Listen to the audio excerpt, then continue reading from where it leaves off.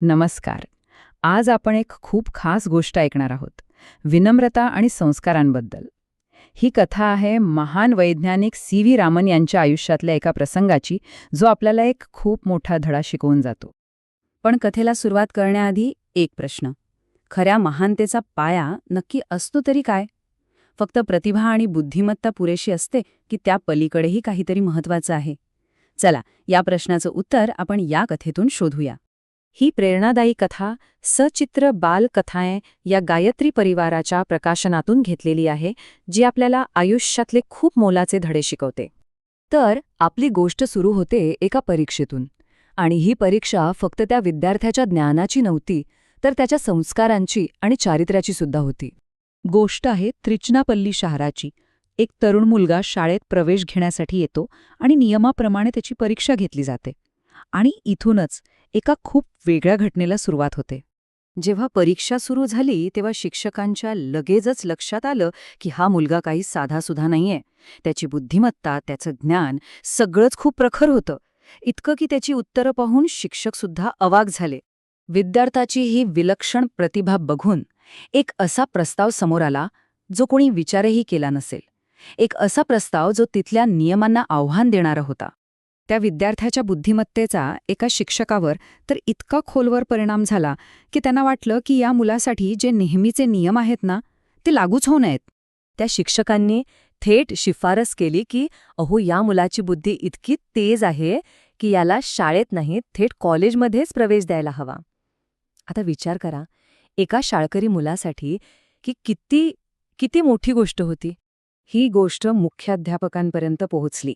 त्यांनी त्या मुलाला आपल्या ऑफिसमध्ये बोलावलं आणि त्याच्यासमोर हा प्रस्ताव ठेवला की तो मधले वर्ग सोडून थेट कॉलेजमध्ये जाऊ शकतो.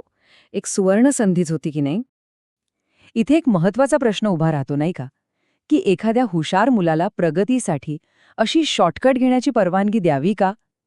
काय वाटतं, त्या लहान मुलाने काय उत्तर दिलं असेल? आणि इथेच कथेला एक जबरदस्त वळण मिळतं.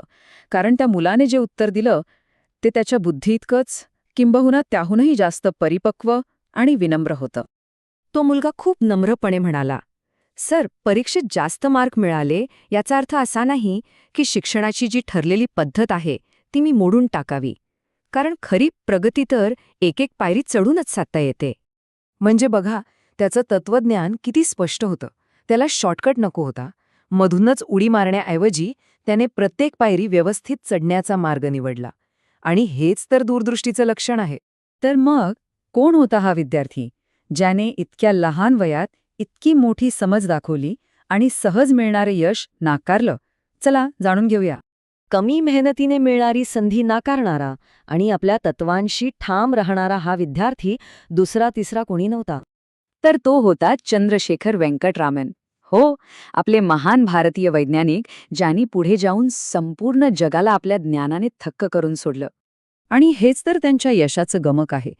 ज्या मुलानं लहानपणी तत्वांसाठी शॉर्टकट नाकारला, त्याच व्यक्तीला पुढे जाऊन त्यांच्या महान वैज्ञानिक शोधांसाठी जगातला सर्वोच्च सन्मान, नोबेल पारितोषिक मिळालं.